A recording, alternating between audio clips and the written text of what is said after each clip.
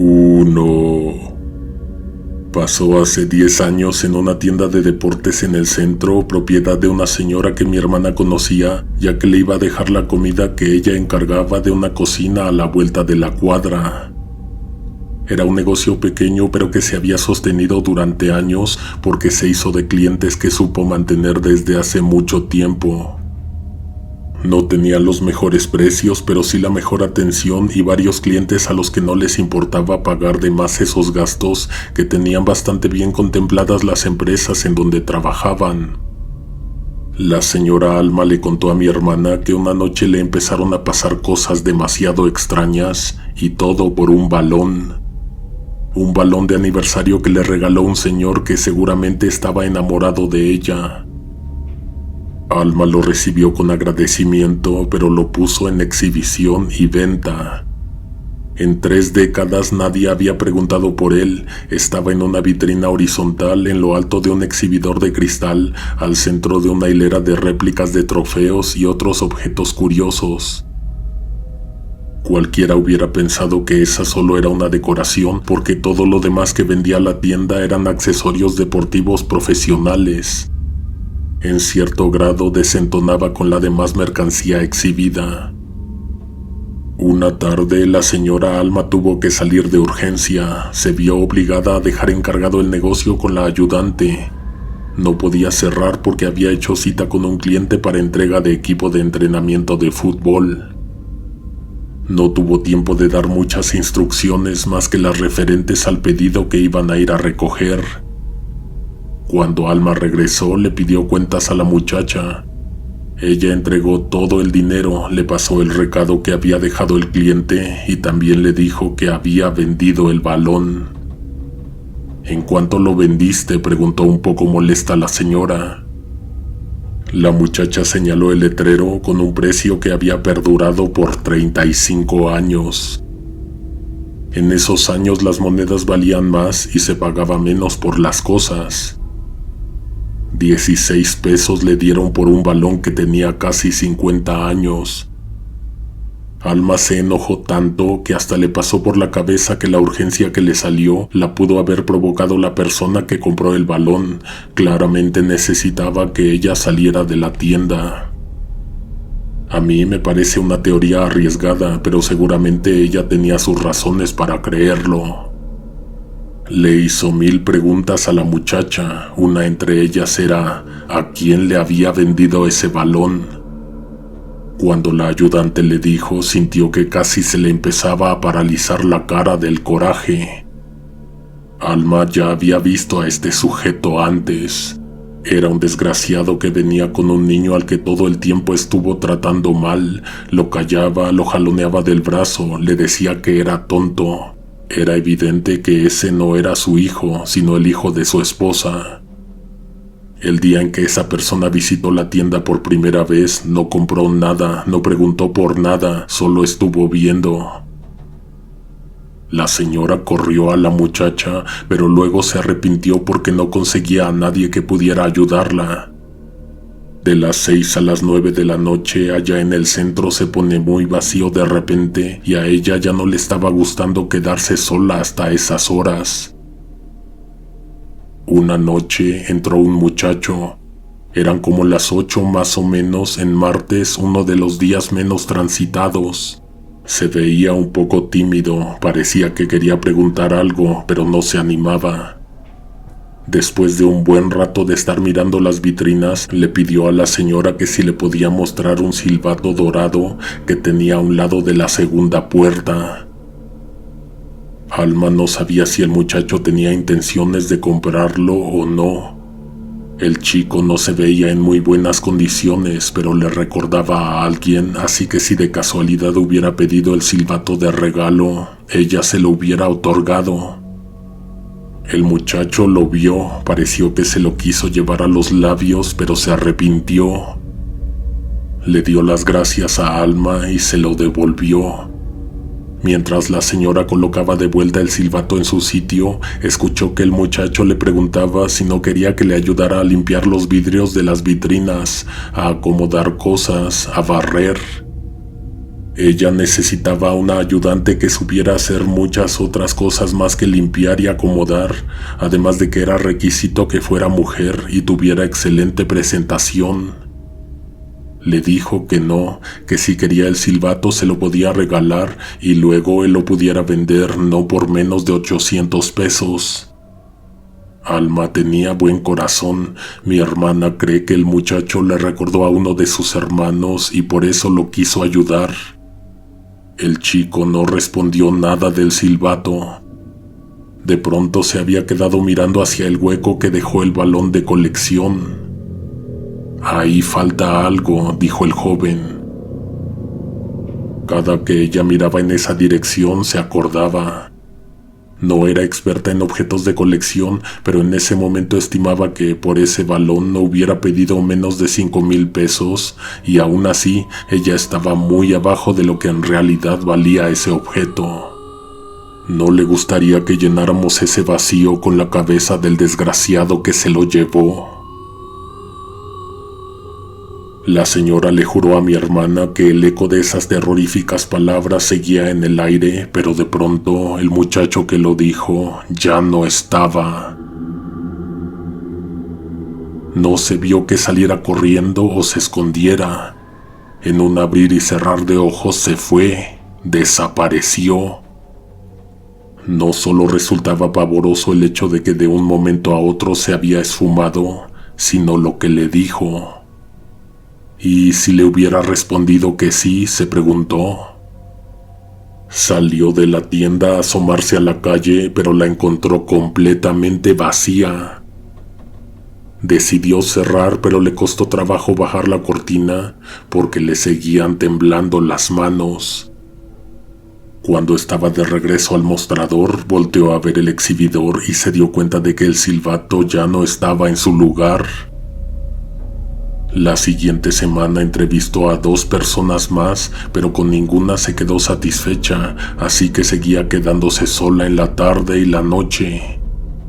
Un martes, como a las 8:40, cuando ya se estaba acercando la hora de cerrar, entró al negocio una mujer mayor. La señora Alma la vio entrar de reojo, la esperó a que se acercara antes de preguntarle si buscaba algo en especial. Estaba ocupada en algo seguramente. El caso es que cuando la vio de frente, se sobresaltó y sintió escalofríos. De los pies a los hombros era su mamá. El tipo de zapatos que usaba, sus faldas, su postura, el rebozo que se echaba encima, sus manos. Lo único que tenía diferente y que desencajaba en la imagen, que confundía y sorprendía, era su cara. No era la de su mamá, evidentemente, porque su mamá ya había fallecido. Alma la escuchó hablar y casi se suelta a llorar. También tenía la misma voz. La señora que acababa de entrar a la tienda se acercó y le dijo que le traía un regalo. Llevó al frente una bolsa y de ella sacó el balón de colección. Parecía que se lo iba a entregar, pero lo volvió a guardar. El vidrio que la separaba permitió que la señora se acercara demasiado a Alma. Le preguntó si no quería que le llevara la cabeza del desgraciado que se llevó ese balón. Al igual que la semana pasada con el chico, las palabras quedaron en el aire, pero la mujer no. Ella se fue, pero se quedó el balón. Alma salió a ver, pues claramente había escuchado el ruido que hizo al caer al piso y rebotar unas cuantas veces. Afuera encontró un balón, sí, pero no era el que se habían llevado, era un balón sucio y viejo.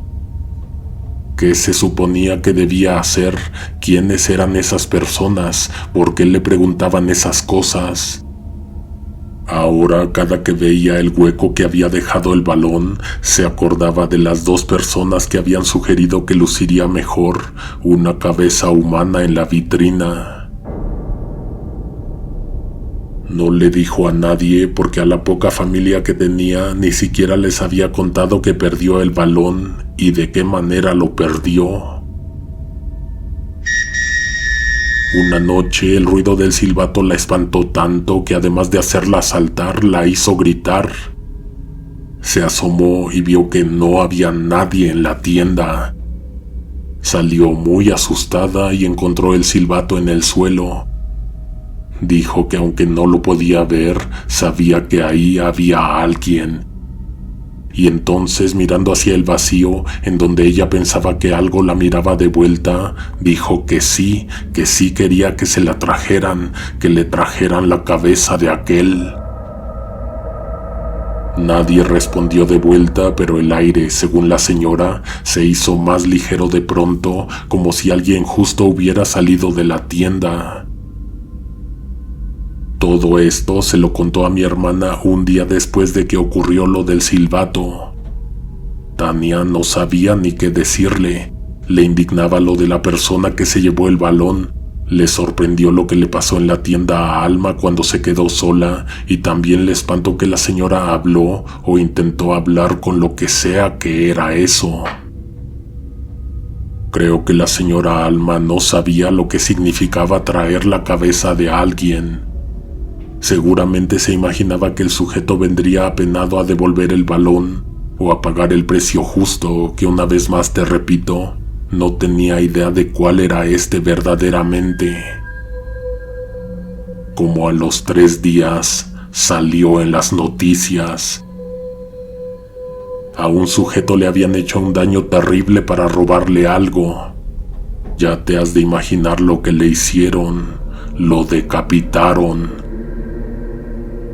Tania lo vio en uno de esos periódicos horribles que muestran en portada accidentes grotescos. Por esos días, la señora Alma tuvo cerrada la tienda.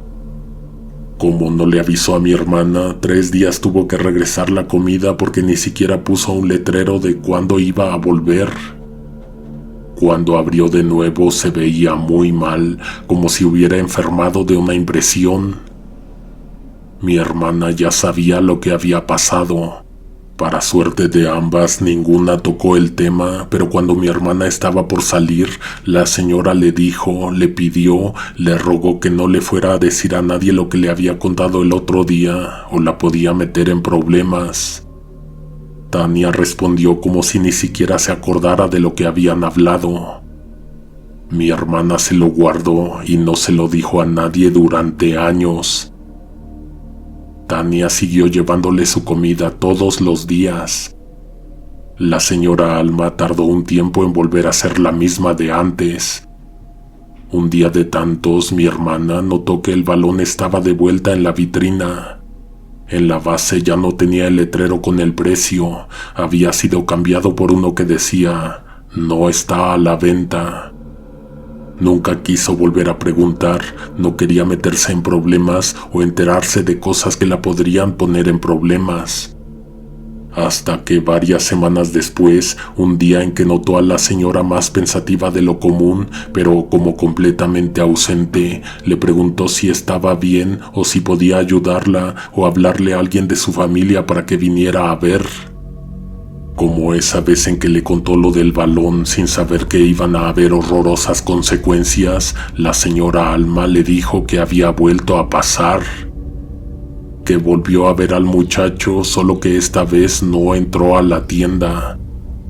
De reojo había visto a alguien en la entrada mirando hacia el interior, sin moverse. Cuando sintió la mirada, volteó a ver. Eso hizo que el joven siguiera caminando, pero sin dejar de verla directamente a los ojos.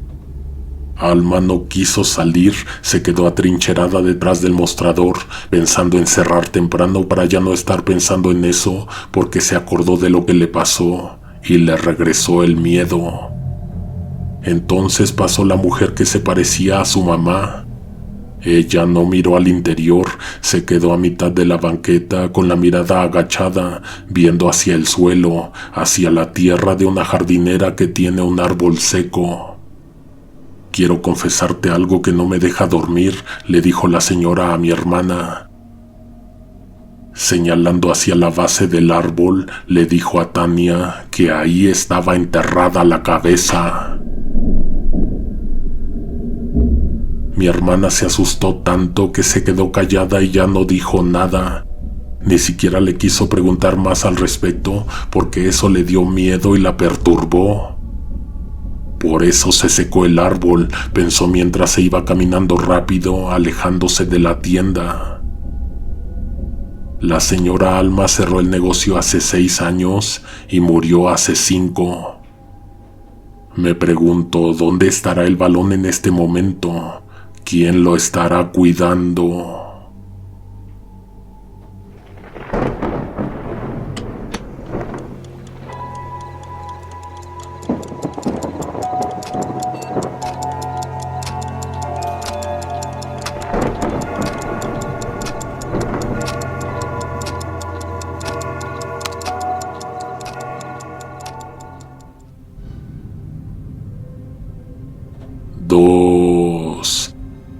En un domicilio en particular, una casa verde de 3 pisos donde vivía una señora sola, cuando iba a dejarle el tanque y a conectarlo, siempre se oía que le estaban pegando a la pared.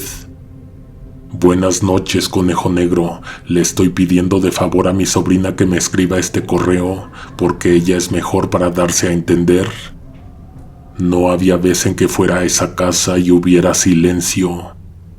Si yo tuviera que vivir así, preferiría estar muerto. Trabajo en reparto de cilindros de gas LP a domicilio, así que conozco el interior de muchas casas de toda una zona al norte de la ciudad. La primera vez que hablé con la señora al respecto, le pregunté si sabía qué eran esos golpes. Me dijo que no tenía idea, pero que empezaban a las 6 de la tarde y se quedaban sonando toda la noche los azotes. Eran fuertes y constantes. No era sino hasta las 9 de la mañana del día siguiente en que se terminaban los golpes. Esa vez recuerdo bien que justo eran las 8:59. Faltaban unos cuantos segundos, así que solo bastaron unos instantes para que dieran las 9. En punto de la hora, el sonido se silenció. No hubo más charla al respecto, simplemente cobré, tomé el cilindro vacío y me fui. Próxima vez que llevé tanque, también escuché los golpes. No me podía imaginar que eso estuviera sucediendo en la noche. Si desde afuera se lograba escuchar ese ruido, ten por seguro que era imposible dormir. Coincidentemente daban en la cocina, pero la señora dijo que en su cuarto se escuchaban toda la bendita madrugada. Desde las primeras veces yo ya le había platicado a mi compañero, pero uno de esos días pasamos en el camión, nos quedamos callados y entonces por primera vez él lo escuchó. No íbamos con la señora, nada más pasábamos por ahí, incluso creo que ya ni tanques llenos teníamos. Se bajó Robert, me bajé yo, él tocó el timbre. Yo no sabía qué iba a decir, a pedirles que tuvieran un poco de consideración con los vecinos. Y si nos preguntaban quiénes éramos nosotros o dónde vivíamos, ¿qué les íbamos a responder? Tocamos el timbre varias veces más, golpeamos la puerta, gritamos, el chofer tocó el claxon varias veces. Faltaba poco para las 9. Cuando esta hora dio, se hizo silencio. Tal vez ahora sí podrían oír que había alguien llamando a la puerta. Otra vez el timbre, golpes en el portón, gritos. Los vecinos se asomaron a la calle a ver qué estaba pasando. Una señora a la que nunca le habíamos vendido se acercó a preguntarnos a quién buscábamos y también muy amablemente a decirnos que ahí no vivía nadie. ¿No ha escuchado en la noche que golpean la pared? Sí se escucha, pero no creo que venga de ahí. Si no es de ahí, ¿de dónde? Estuvimos un rato más mirando la casa, analizándola más bien. Nos prometimos regresar sin el uniforme en la noche y entrar a ver qué había ahí, quién hacía el ruido y por qué, para qué. Llegamos como a las 9, hora en que ya se estaba oyendo aquella incesante serie de golpes en la pared. No nos fue difícil entrar o saltarnos, como se dice aquí. La misma estructura de la reja permitía que alguien apoyara un pie en la base, el otro en una pequeña plataforma, luego subir, apoyarse en el final de la reja y saltar. Nos aseguramos de que no nos viera nadie. Era una casa abandonada, lo vimos desde que nos acercamos a las ventanas. No sé por qué no lo había apreciado antes, pero los vidrios estaban rotos, había una gruesa capa de tierra en todos lados y gran cantidad de hojas secas en el suelo. Los ruidos se seguían escuchando a pesar de todo. Teniendo en cuenta que nadie vivía ahí, imaginar qué era lo que estaba provocando esos ruidos se volvió más interesante, aunque un poco aterrador. «¿Le entras?», me dijo al momento en que estaba terminando de quitar los vidrios que podrían lastimarnos en caso de que quisiéramos entrar por ahí. No estaba muy alto, tampoco muy bajo. Fue moderado el esfuerzo que hizo Robert para entrar a la casa. Ya estábamos ahí, ya él había entrado, ¿por qué no hacerlo también? Exploramos la casa, visitamos las piezas de la planta baja, especialmente las que estaban pegadas a la casa de la vecina, que era la que tenía el problema. El contorno de los muebles cubiertos por telarañas y polvo apenas se distinguían.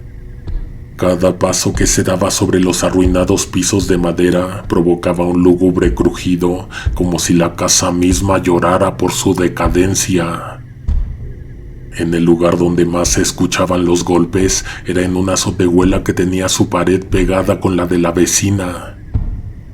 El detalle con los golpes era que además de que no cesaban y no provenían de la casa abandonada, de este lado no se escuchaban en la pared, como sí sucedía en la casa de la vecina. Más parecía que venían de allá que de aquí donde estábamos. Nos fuimos de esa casa sin resolver el misterio, pero regresamos con la señora a surtir antes de que cumpliera el mes. La clienta se acababa rápido el gas porque vendía comida los fines de semana y guisaba ahí en su cocina. De menos una vez al mes la pasábamos a visitar. A mí ya me conocía, siempre era yo el que entraba a dejarle el tanque, a conectárselo y a llevarse el vacío. Esa vez Robert se quiso pasar conmigo, se presentó, se inventó algo así como que él iba a ser el nuevo repartidor de esa zona. La señora, como siempre, subió por dinero para pagar. Mientras yo sustituía los tanques, mi compañero fue unos pasos más hacia el fondo de la azotehuela, unos 10 metros más lejos del máximo que yo había llegado en esa casa. «Tienes que venir a ver esto, pero apúrate».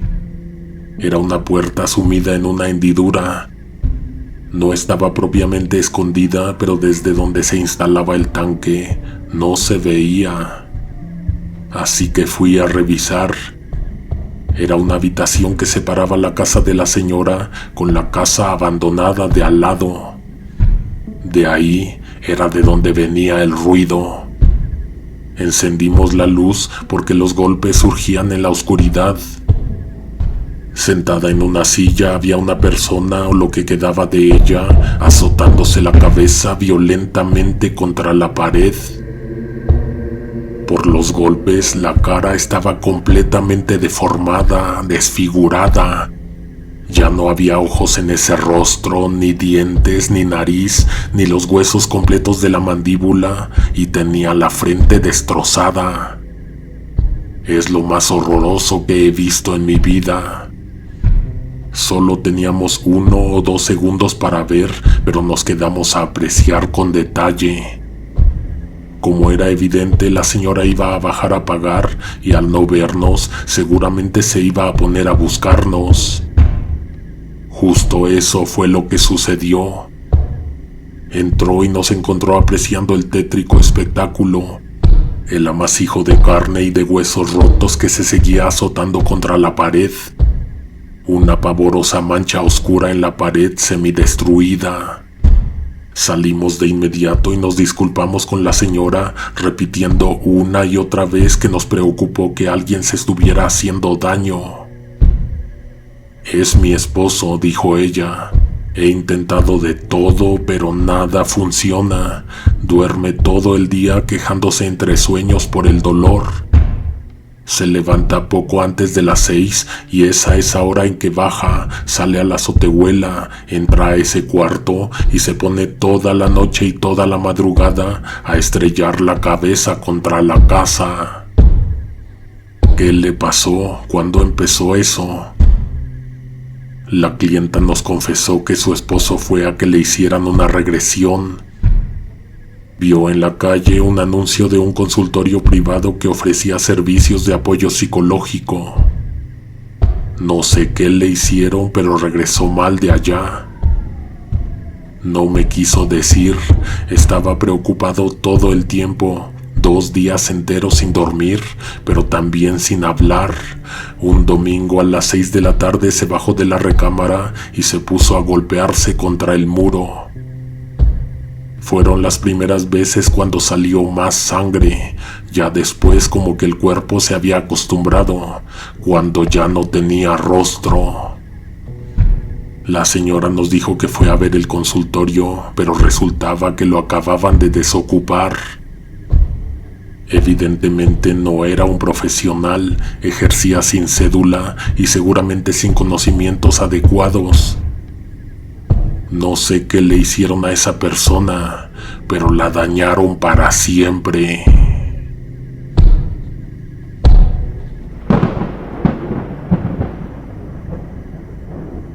Tres. Te voy a contar algo que le pasó a mi familia política. Ellos siempre han vivido a las orillas de la Ciudad de México, en una colonia que al día de hoy se puede apreciar muy urbanizada, pero que ellos dicen que tiene poco de verse así. Una tarde, hace como 4 años, la sobrina de mi esposo, una niña de unos 6 años llamada Ilse, curiosa y traviesa, decidió aventurarse fuera de su casa a pesar de la prohibición de su madre.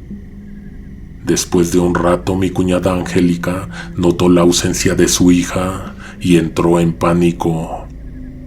Corrió por las calles gritando el nombre de Ilse mientras las lágrimas le nublaban la vista. Desesperada, Angélica se encontró con un vecino, don Felipe, quien trató de calmarla. Le confesó que había escuchado llantos de una niña que venían de la casa vecina, una propiedad abandonada desde hace años.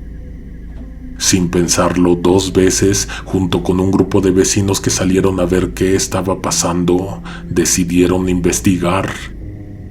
La puerta de la casa estaba atascada, así que un sentimiento de temor se apoderó de ellos. Finalmente reunieron el valor para derribarla. Adentro una escena de pesadilla los esperaba. En una silla, atada y temblando de miedo, encontraron a Ilse. Sus ojos estaban llenos de terror. En las sombras alcanzaron a vislumbrar una criatura grotesca y humanoide. Era deforme y aterradora, con extremidades retorcidas y una expresión demoníaca. Sin pensarlo, liberaron a la niña y la llevaron a su casa, donde la madre la abrazó con lágrimas en los ojos. La pequeña, traumatizada, no dejaba de hablar de Cobaces, el nombre de la cosa horrible que la secuestró. A veces decía que Cobaces venía a visitarla por la noche, que lo veía en el patio o que corría por la azotea.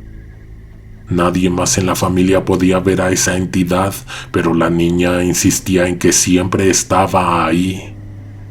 Con el tiempo, Ilse dejó pasar el tema y lo último que dijo fue que la mayor parte de las veces Cobaces se quedaba toda la noche en el techo, vigilándolos. La niña aseguró que un día también dejaría de verlo, pero que la criatura nunca los abandonaría por completo, permaneciendo en su lugar, observándolos desde las sombras para siempre. Esperamos que estas historias te hayan gustado. Si aún no te has suscrito, estás a tiempo. No te pierdas los relatos especiales de este mes. Si te lo preguntas, llevamos 2 especiales de terror. Sé de los primeros en escuchar, activando todas las notificaciones. Hasta la próxima. Alguien te observa en la oscuridad.